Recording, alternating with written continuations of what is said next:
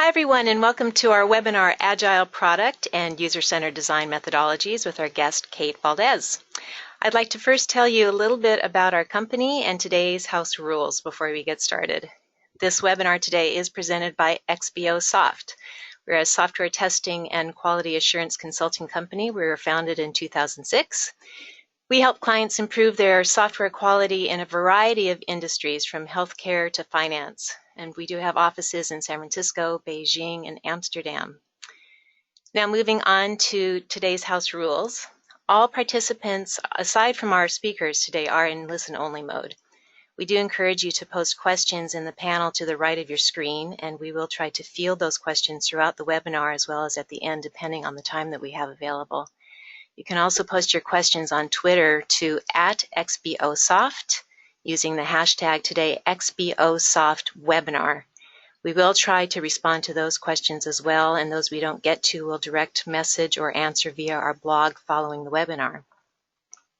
This webinar will be recorded, and you will receive an email following the webinar with that information after the event. And next, I want to tell you a little bit about our speakers today. First, we have Phil Liu, CEO of XBOSoft, and myself, Carla Smith, Marketing Manager. And now I'll pass you on to Phil, who will introduce you to our guest speaker. Phil? Hi, Carla. Thanks very much. I won't spend much time on myself. I'll just move straight on to our guest speaker, who is Kate Valdes. And Kate's been working in UX for quite a long time, for 10 years as a senior UX designer with Blackline, and has been with Blackline for close to 4 years now, and has seen Blackline grow tremendously over the last 4 years. Blackline is a financial controls software platform and is one of the market leaders in the industry. So we're really happy to have you here, Kate. I see you like Belgian beer. What is your favorite? That's a hard question, Phil. It'd be almost like asking me what my favorite scotch. Exactly. I would have to say that Allagash Curio is definitely one of my all-time favorites. Okay, interesting. So, you've been in the field for 10 years. It seems to me like things have probably changed quite a bit in the last 10 years. Can you kind of tell us kind of what you think about the field and how things are moving along and changing? Yeah, it's definitely a new and interesting space. When I left college, CSS really was just being adopted as a standard, and I was building websites in Photoshop. So we definitely have come a long way as a discipline for user experience. I've had crazy titles like webmaster and graphic designer, so it's really nice that as an industry we're really recognizing the speciality of the UX designer and the contribution. Okay, so it says you failed a lot, and if you're better at failing, I guess, or you're better at getting better from failing? A little bit of both. Okay. Okay. I'd have to say that I'm definitely getting better at the process of failing and kind of learning quicker from my mistakes, but I've definitely failed a lot. Yeah, well, that's not a bad thing as long as we learn from our mistakes. So let's move on to the show here, and I'll let you do most of the talk, and I will interject sometimes and ask a few questions here and there, as well as represent the audience in asking questions that they might post on the control panel. So I'll let you go ahead, Kate. Well, first of all, thank you for having me on, Phil. I'm really happy to be a part of this, of your ongoing series.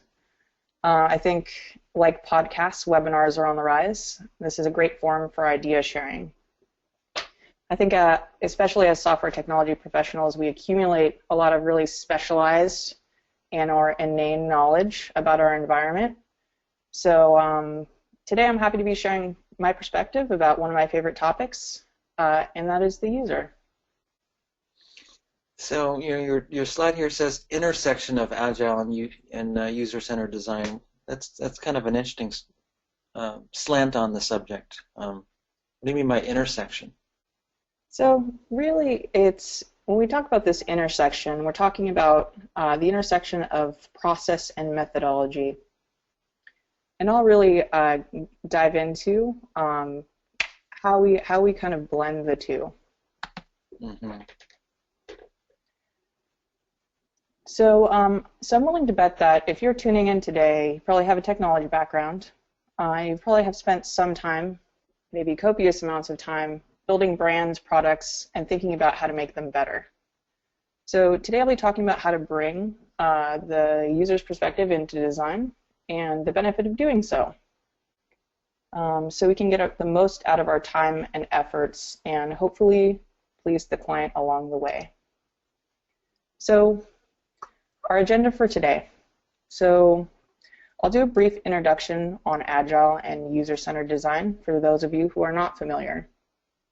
Please note that there are entire professions dedicated to the Agile methodology and user research and testing.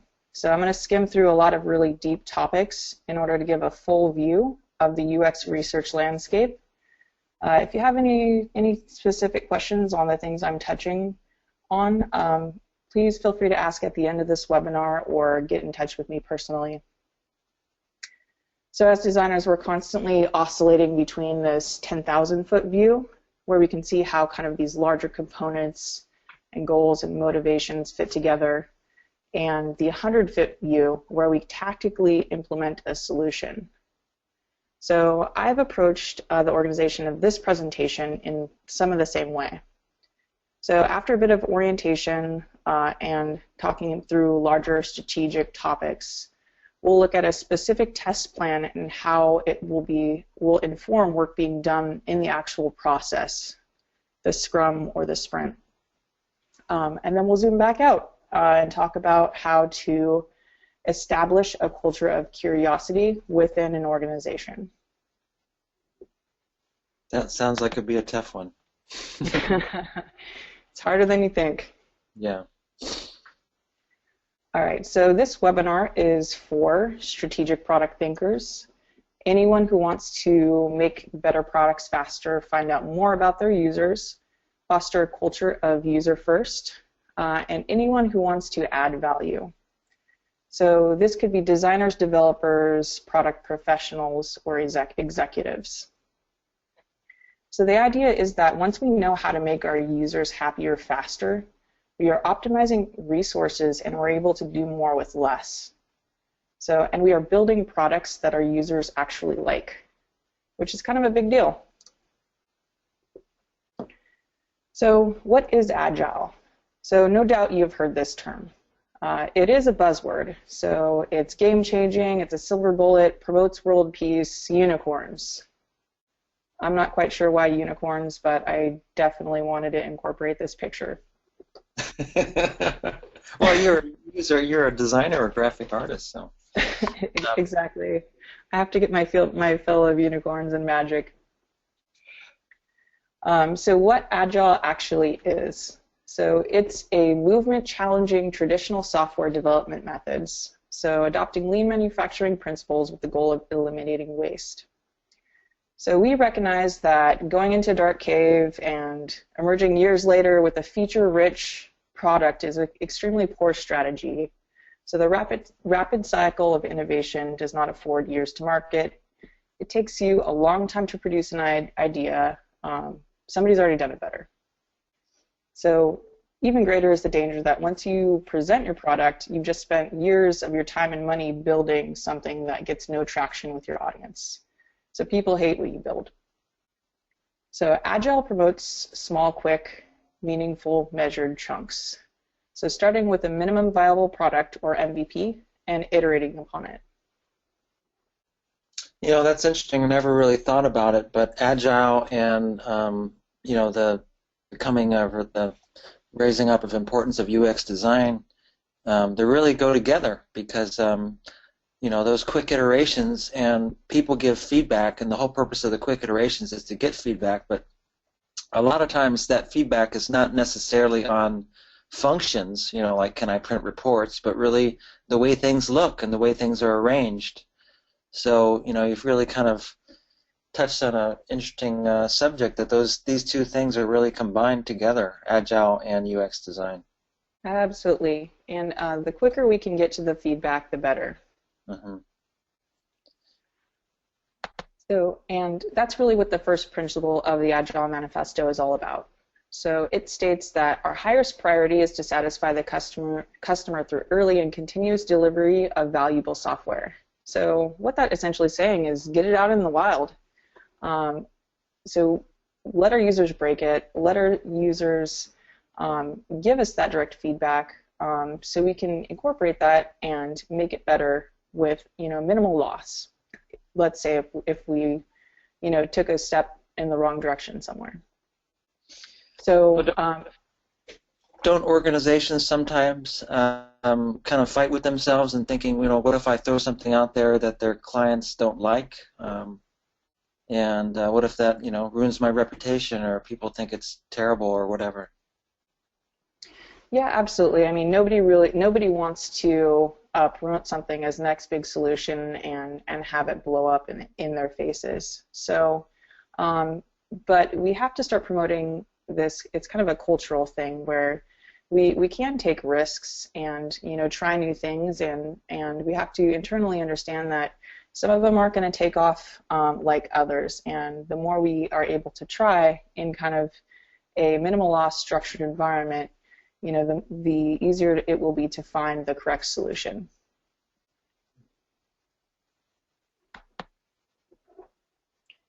So, so yeah, with the Agile Manifesto, we're starting to see this kind of natural kinship, like you pointed out, Phil. There's a really natural kinship with Agile and user-centered design. So what is user-centered design? A methodology that mandates bringing the customer into each phase of the product development process. So it's a toolkit helping designers identify user motivations and actions. And user-centered design helps us design products for the end user rather than cool features or business objectives.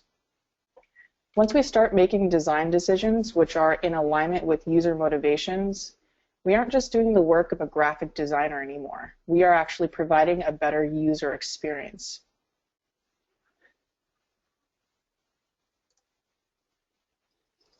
So the next slide is one of my favorite quotes that gets thrown around a lot. Hey, can you hold on a second? I was just wondering, talked about bringing the customer into each phase of the product development process.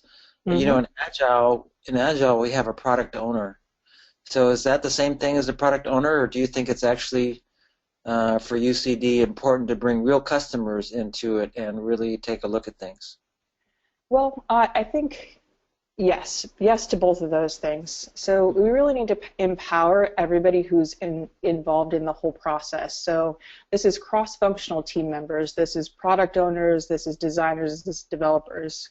We have to kind of give them access to the channel of the client.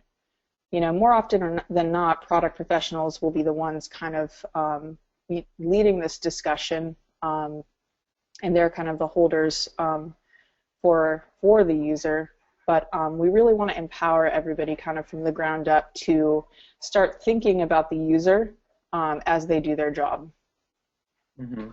And do you have any examples of mistakes that you've made in terms of possibly throwing out a cool feature or something that satisfies a business objective that is kind of rejected by the end user? I mean, I think we're all worried about that kind of stuff. Yeah, definitely. So we're constantly making design decisions, and I'll definitely touch on this as we kind of get into the more granular process activities. Mm-hmm. But really, we're trying to understand how a user needs to use our product without wasting our energy and efforts. I think pretty recently, an example I encountered where a developer actually basically stood up and took the position of the user was we were spending a lot of time doing breakpoints for a specific page. So we wanted to make this page responsive, and it was taking a lot of development time and energy. And the developer was empowered and basically got a hold of our our screen resolution information, so we could actually see what type of monitors our clients were viewing our application on. And from that information, he was able to make a suggestion to the team, so we focused on a specific breakpoint rather than spending our time and energy, which was kind of the initial product direction. So we were able to kind of catch that kind of, mid-flow. Mm-hmm. And I guess if you're really in the forefront, though, that you could end up like ideas like this guy here. Yeah, you have to be really smart to start a whole new industry like this guy. Uh-huh. So this is one of my favorite quotes, and it gets passed around the experience circle pretty often. So Henry Ford said, "If I had asked people what they want, they would have said faster horses." So how do we identify and align with user motivations? So in my experience, and one of the reasons why I'm calling this out is that this quote is improperly evoked. So I've heard professionals reference this to make the case that our users are not forward-thinking enough to be involved in the innovation process. And I think that's totally backwards. So rather, I believe it's our job as professionals to structure this conversation with our clients to illuminate value. So we got to figure out the right questions to ask and how to distill the result of that information down to the intent of a request to innovate. Right. So I guess in this instance, it's not about the horses; it's about going faster and being able to extract that out. Exactly, which seems like a total obvious thing, but for people who are doing this kind of day in, day out, they're able to really kind of see to the meaning behind a request rather than the request itself. And more often than not, that's really what results in improvement. Mm-hmm. Okay, so let's move on to your arsenal. Got to have an arsenal. Mm-hmm. So as designers and product professional, research professionals, we have an arsenal of activity types, deliverables, methodologies, and it really becomes a little overwhelming to actually pair up to properly structure the conversation. We have to pair up the right activity types with the right deliverable, but we really have to start asking ourselves about the project itself and understand what that individual project needs are. So what would be, what would be the first one that you would use, or the easiest one, or the one that's most important? I mean, there's so many here. So they are, and really how I think about these deliverables is that, so when you are new to a project, you really want to start orienting yourself to the user. You may not know about your user base, so you want to start doing investigation as to just demographic information,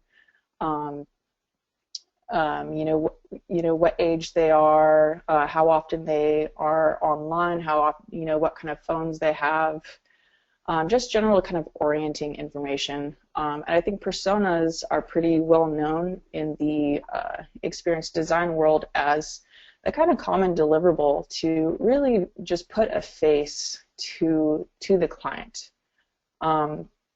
So I've started a lot of my projects off with personas. And really, they are infectious within an organization. Once you start to give a name to your user and talk about a user in conversation, it catches on and people start doing that kind of company-wide. So that kind of activity happens potentially maybe once, every year, or, as you kind of target a specific slice maybe of that particular user group, you want to reinvent your personas. But stuff like personas, mental model storyboards, you could either use them to kind of orient as you educate. And then there's deliverables like wireframes, prototypes, with which are used every day to communicate a design solution. So again, it really kind of depends on the project and kind of even larger the organization and the need to kind of communicate a small design solution or kind of a larger platform. Right. I'm wondering, like for instance, the personas or the mental models and so forth. How often do you go back and review those? Because it seems like the people that are using the software would change over time, or their characteristics may change.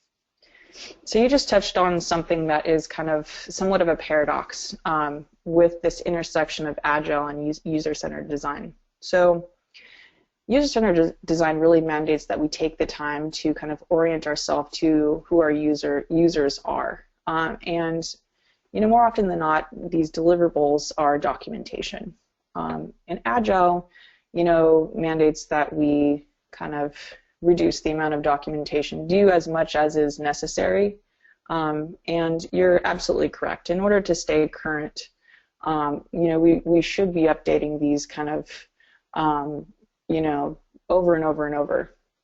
But how a more realistic approach to this is again going back to kind of the project you're working on, checking in to see, if there has been a big shift in your user base based upon this new feature that you're adding.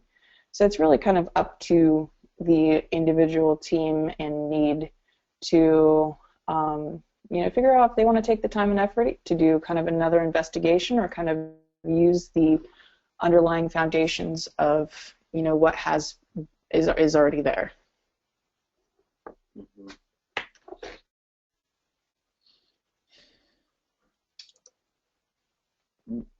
What would you say would be you said that personas are one of the common ways. Do you use questionnaires a lot, or I'm just trying to get a grasp of, okay, first I should probably develop personas, then maybe I should do what, like card sorting to figure out user flows?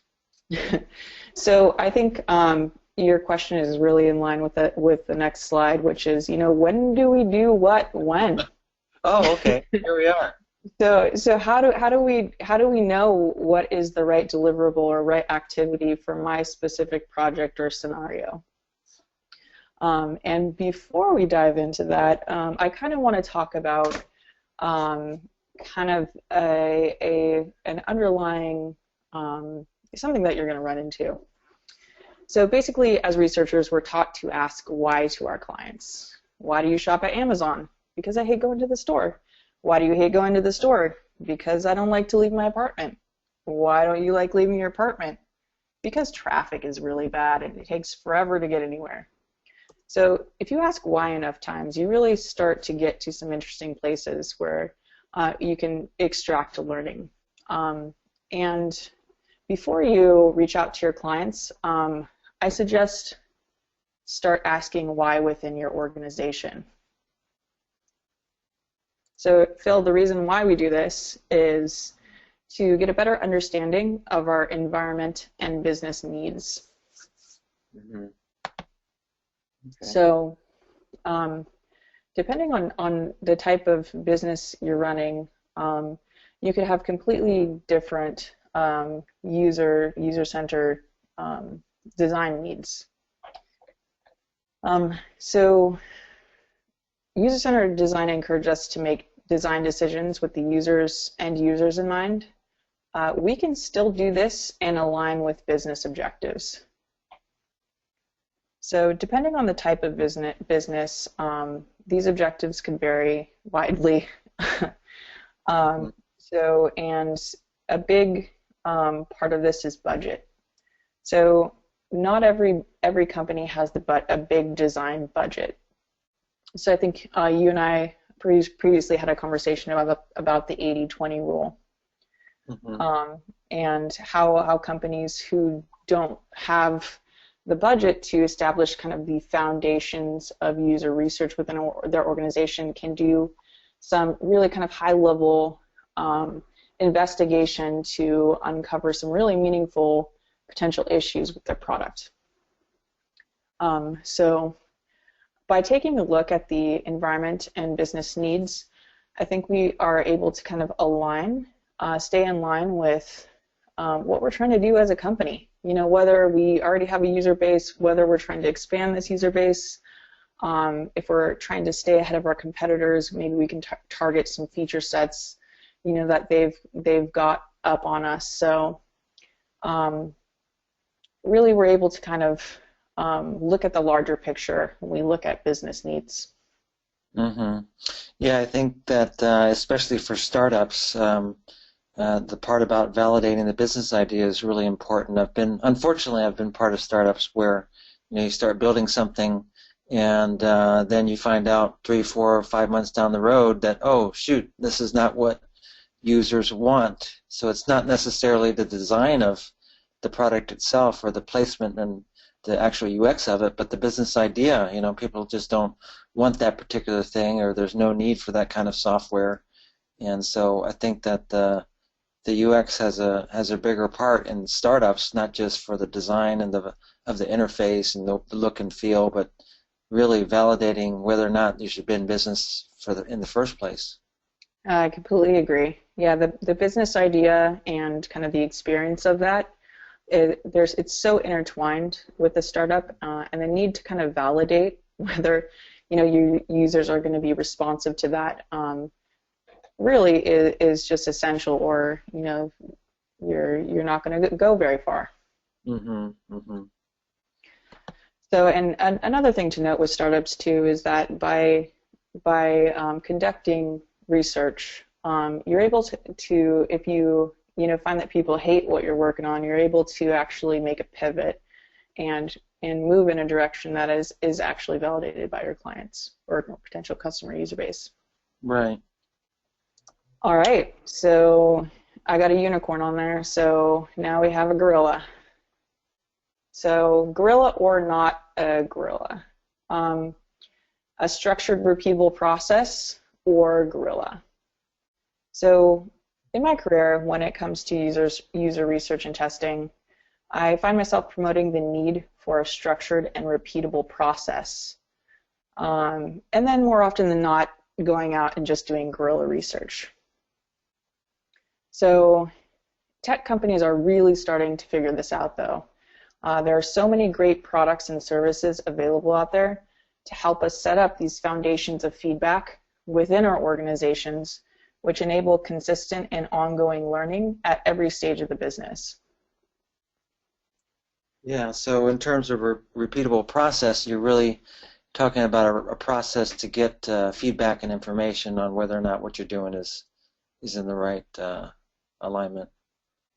Yeah, definitely, and just in a measured way where everybody is in agreement that, you know, this is the end goal of a specific feature, and, you know, and you can validate hypothesis of, you know, how I think culturally, internally within you know, teams and organizations, we kind of tell ourselves these stories of, you know, this is who we think our user is. So it's really a matter of either validating that or finding a structured and consistent way within our data, within our feedback to kind of shatter that and lead us in a new direction.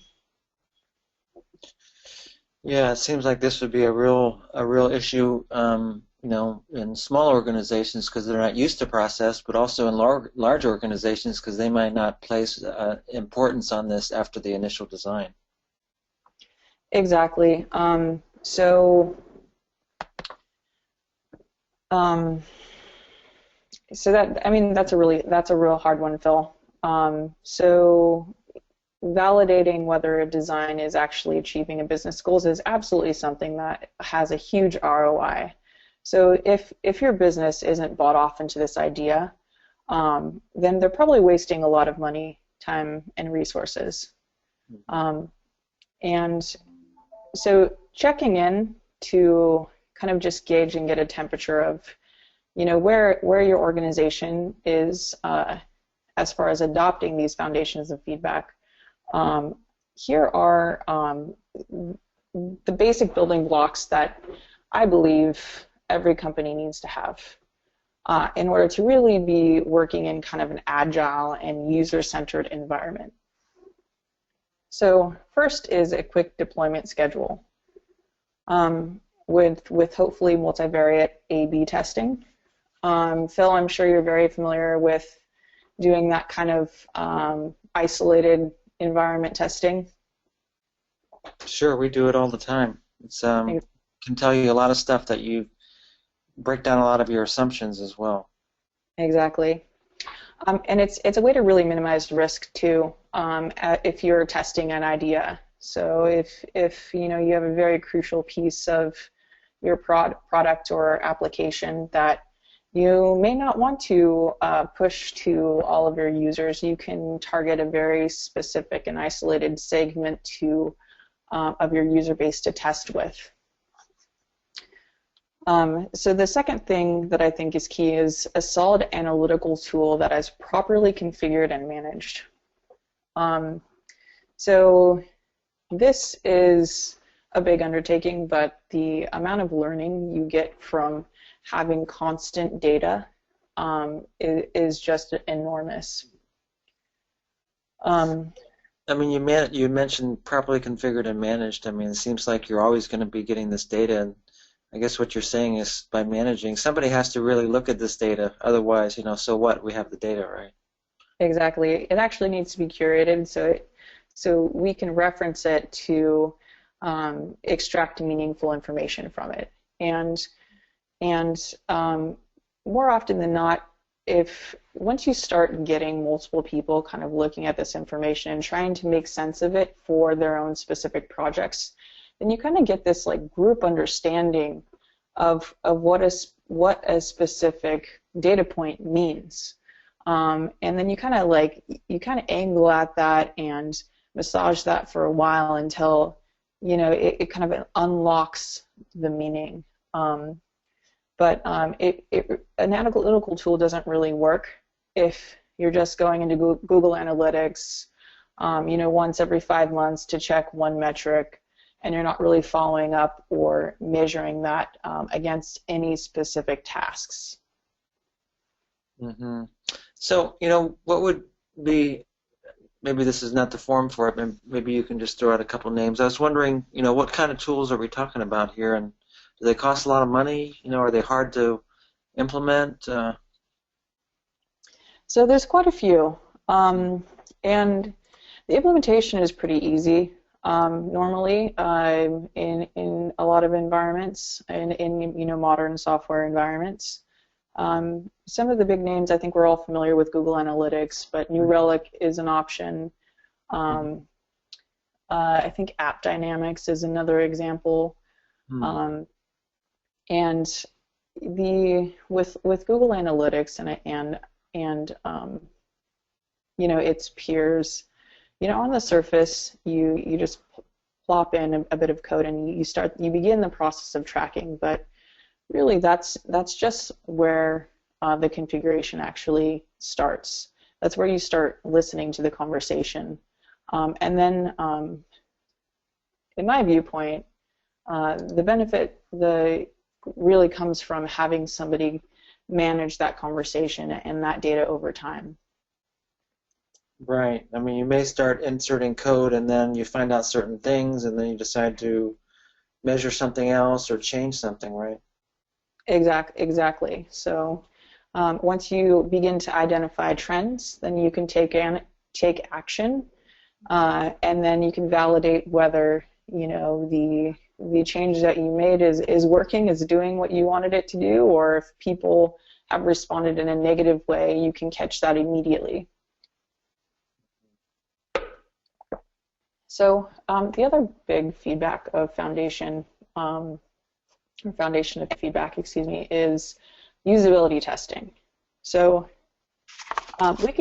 analytics give us kind of some insight on larger usability issues within our products. But there's a bunch of usability tools out there as well that we can start incorporating into our process. But basically, when we're talking about usability testing, we're asking ourselves, are our clients able to use our specific controls, and is the UI actually doing what it needs to do, or is the client consistently running into errors? Are they leaving pages? Are they leaving the flow of the process? We're able to kind of answer those kind of larger flow questions. So I wanted to call out some specific usability tools because there's a lot of really great ones out there. I think Applause has a whole platform, usertesting.com and Optimizely. With usertesting.com, I've worked with them before, and they do a wide range of services. And some of them are really kind of lightweight and quick, but they're able to kind of get in there and even kind of find your audience. Like if you're in kind of consumer application design and development, they can go out and find your public audience and start the testing process and get valid feedback immediately. But it's this kind of structuring of testing is a lot of people are starting to do it right, and it's a lot cheaper and a lot more accessible than it has been in the past. So you're talking about usability testing software from an observation usability point of view? Observation, a lot of the time. So at least with usertesting.com, they'll find the target audience, and you'll walk them through a potential task, and they video the user actually completing this task, and they actually watch these videos kind of one by one and are able to extract the learning and find trends, based upon this task-based analysis. Mm-hmm. You mentioned surveys here. I guess this is those automatic surveys that pop up when you're using stuff, huh? You make it sound so bad, Phil. Okay. Well, I mean, do you ever click yes? I'm going to do the survey. So I feel obligated to, as a research professional. Sometimes I have to give back. So usually people only fill those things out when they're pretty angry and not happy with an experience, and so it can not all be positive, but really with surveys and extracting information from message boards and social sites, and a lot of companies can extract great value from extracting feedback from platforms like Twitter and Facebook. So any sort of feedback where you could actually hear what your client is saying. Mm-hmm. I think there's actually some tools that scrub the social sites also for feedback on your product. Is that right? Oh yeah. Which ones do you guys use? Well, all of our users always say happy things, so we don't really need. Well, of course, you guys, XBOSoft, you guys are on top of things.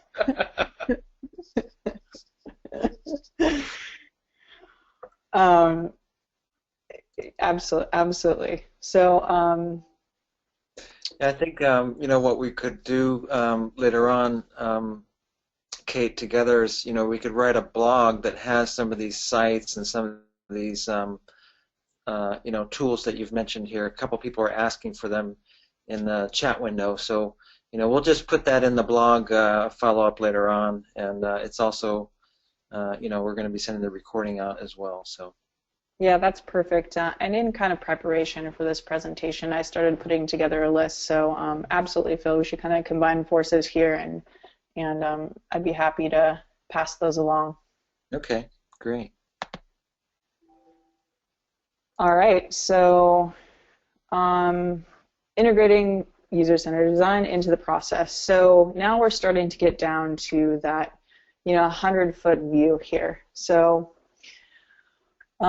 one of the Agile methodologies I think we are more familiar with as software professionals is Scrum. So let's go through some touch points before, during, and after a sprint where we can really start bringing the user's perspective into the actual process of building software.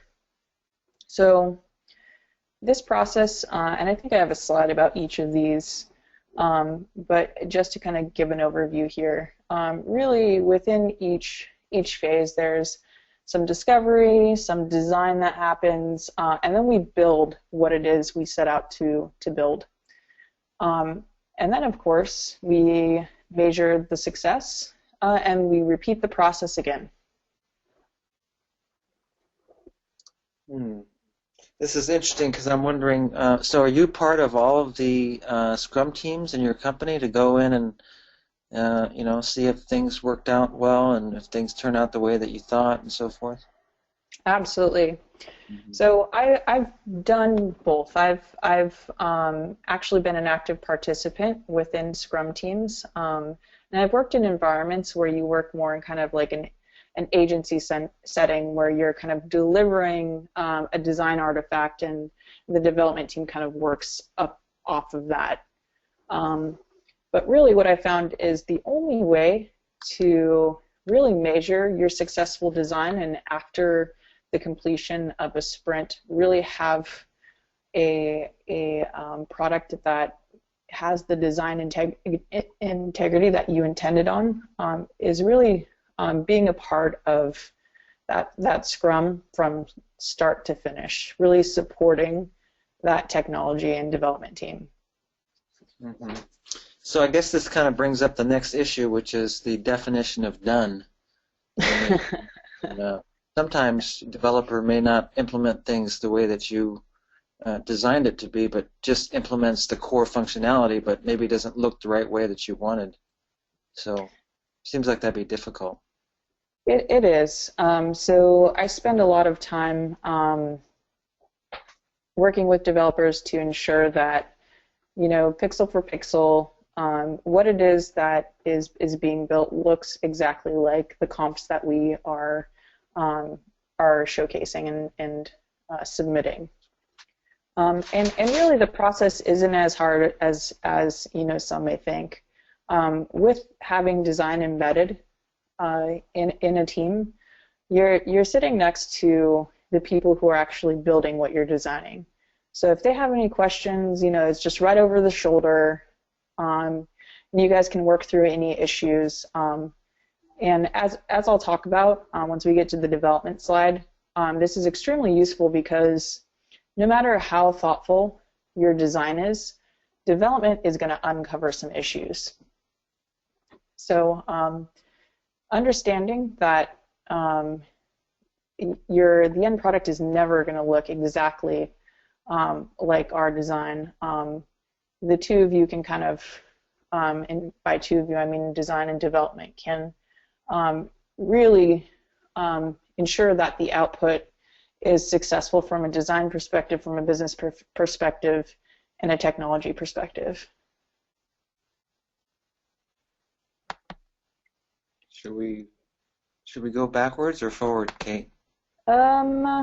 So let's do the discovery slide. So before we start building things, we need to do discovery. So we've been talking about a lot of different ways to discover who your user is, how they're using your product, what their needs are. But I kind of wanted to tactile through some tactile ways of actually identifying that kind of in the process of, once product has basically shined upon the roadmap and picked the next feature that we are going to build as a company, what happens next in the discovery phase? So to get an understanding of our clients, the first thing I do is spend time with our subject matter experts internally, because I think they have a breadth. More than likely, they have a breadth of information that you can start thinking about through that lens. And you can put yourself in the user's shoes and start thinking about the questions you want to know about how the user is using your product through that lens. And kind of from that effort, you can start creating a focused test plan that will provide actionable insight. So when you say test plan, you're talking about a usability test plan then, rather than like regular testing plan. So yes and no. So how I like to do test plans, what I've started to do is creating a test plan for everything. Not just usability testing, so not just user testing, but user research as well. And let's go to the next slide where we can actually see an example of a test plan. I thought we wanted to minimize documentation. Geez, what's going on here? So this doesn't have to be. See, you're always at war with this kind of like, how do I do more without having this heavy documentation? Right. And really, I use the test plan format to get into the mentality of thinking about a problem from a user's perspective. So I know it might take a second for the test plan to show up here. I don't think we're seeing it right now, Phil. There it is. It's there. Oh, there it is. Perfect. So like Phil, I think that was a great question.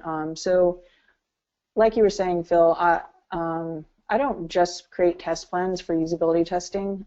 When I'm doing any sort of research, I kind of lay it out. And this isn't to serve as some kind of design brief, but rather having a formatted way and a measured way for me to think through a specific user plan or test really starts helping you structure what the user is going through and what their motivations are.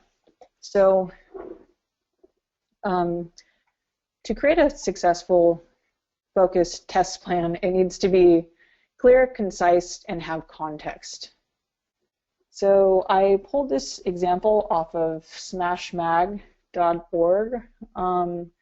For all you enthusiasts and UX folks out there, I'm sure you're familiar. They have a bunch of information, great information about UX and research, etc. So they have an example of a test plan here, and really it's exactly what it sounds like. It's a question that we want to ask our users, formulated in a way that will provide actionable insights. So first we give context. So you really want to give a background of why you're asking that particular question and what value of it is to the business. And stating goals helps keep a specific test plan in focus. Likewise, I like to get pretty granular with specific research questions. So I think the example here states, how do people enter data in a phone? So some of the examples could be, they tactile manually enter with the touch screen information in the phone, or they can be using an audio input. So really, we define out the questions that we need answered. So in addition to the questions, I know it's not listed here, but in my test plans, I like to include also potential, like what your hypothesis is, what you think, how your clients are trying to achieve or interact with a specific control. So then you can start validating or invalidating your kind of preconceived notions about your user base. Mm-hmm. So I guess you're saying that you kind of have a couple options for the way that you think that these questions would be answered. Absolutely. You want to get you really have kind of this going into any test plan. I tend to have kind of some outcomes that I think are going to happen, and it could be a few different options. And really, the test plan is formatted to expose those potential options. So you can see maybe the majority of your users are, handling, option A versus option B. So really kind of formatted to bring that to light.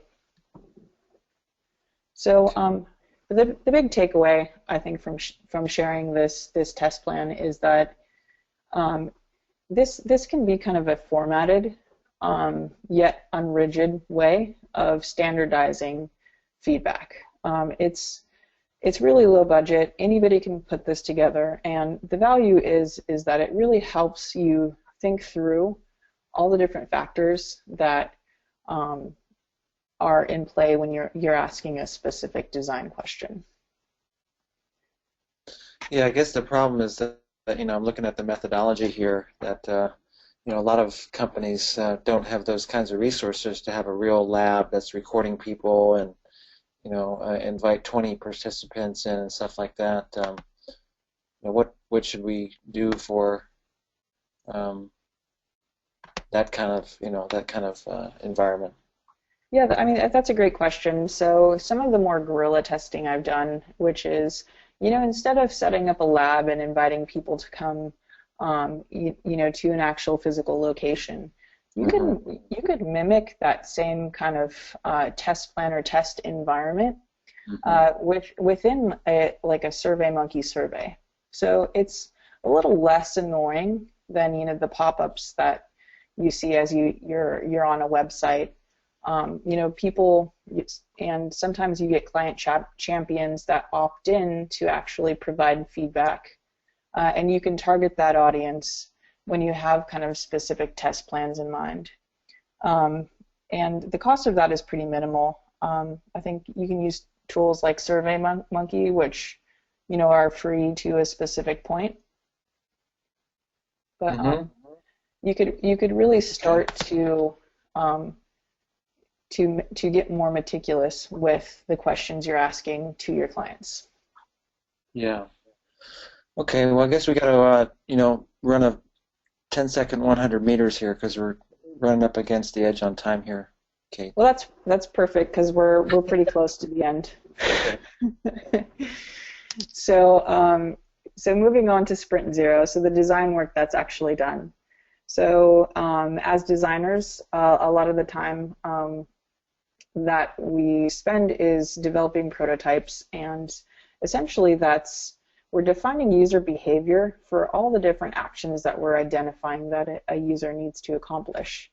And when we have research findings, before we get into this prototyping phase, as we encounter each of these different scenarios, we can think about it from the user's perspective. So as we identify and exhaust all potential behaviors and scenarios, we're doing that with kind of this learning in mind. So, and it's always helpful to share prototypes. So before we get to the development process, we can share our prototyped work with clients, with internal audiences, and validate that the design is actually accomplishing the business goal. So would you share those designs with, say, business analysts mostly, I guess? Business analysts are helpful. Anybody who to be honest, I'll share my design with anybody who is willing to give feedback. But definitely, you want to target people with a specific perspective. Right. Okay. All right. So development. So the point I want to make here is that we need to communicate our objectives, our discovery, and design early and often. Really having development be a part of this conversation uncovers unforeseen scenarios, and we are able to kind of apply that tech insight into our design early. So, for example, if our design is way too ambitious, we can kind of dial it back, or figure out what an MVP is, kind of with that tech feedback in our conversation. Right. So that gets to that question that we were talking about the other day about, what if you design something that's just too hard to implement? Exactly. So the trick there is there's kind of two perspectives I take on that question. The first is sometimes it's good for design to be way ahead of development. It kind of promotes directionally where we want to take a specific product. And then it helps the team and product professionals kind of identify, what of that ambitious design is actually the minimum viable product. What's our MVP? And then we can actually proceed in development with just targeting the minimum amount of work we need to do to actually have a good product for users.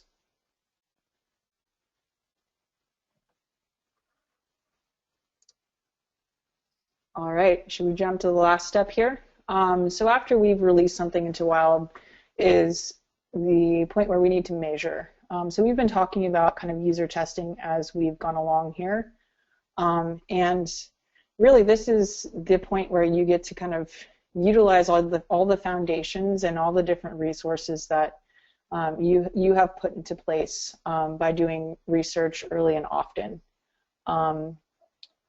This is the point where we get to actually see if our users like the product that we have built. And kind of like we covered, I think we talked a lot about many of the ways we can actually start to measure that. After we create test plan and after we've done that measurement, that gives us information to take action upon. And then we repeat the process over and over and over again. So what would be like the biggest action you've taken? Oh, just get rid of that, it's no good? Or, I mean, what kinds of things are we looking at here? So usually you're able to adjust something small that helps accomplish the overall goal. And sometimes all it takes is a really high-level visual change to or a positional change with the layout of an element. I think buttons are, you can easily kind of identify whether the user is taking the action you actually desired within a flow based upon just the position or color of a button. So if you're lucky, when you're doing your measurements, it'll be kind of like a really high-level visual change, but it could totally be structure as well, which takes a lot more effort and energy to identify and adjust. I guess that's where the short cycles come in and where that's handy, huh? Exactly. So our last slide here. So now that we've measured, the more often we measure the effectiveness of a feature, the better we are at predicting user behavior. So releasing and validating small chunks of work saves valuable time, resources, and energy. And we really start to see the ROI of UX and user-centered design activities. So why isn't everybody doing this? And I think it's kind of a cultural thing. I think a lot of the times we need to bring more user-centered thinking and activities into our organizations. And we do this by establishing a culture of curiosity. We need to encourage exploration and failure. We need to empower employees by giving everybody access to the feedback foundations, access to clients, and the time to complete thorough discovery. You can only add value if you know what value is. Right. I think that's where a lot of, like you said, the culture of curiosity, that's hard to instill. Some developers just think, oh, I'm just doing what I'm told to do. I'm just supposed to code this, right? Absolutely. And in a lot of organizations, too, you'll see that, one person is really kind of really steering the ship.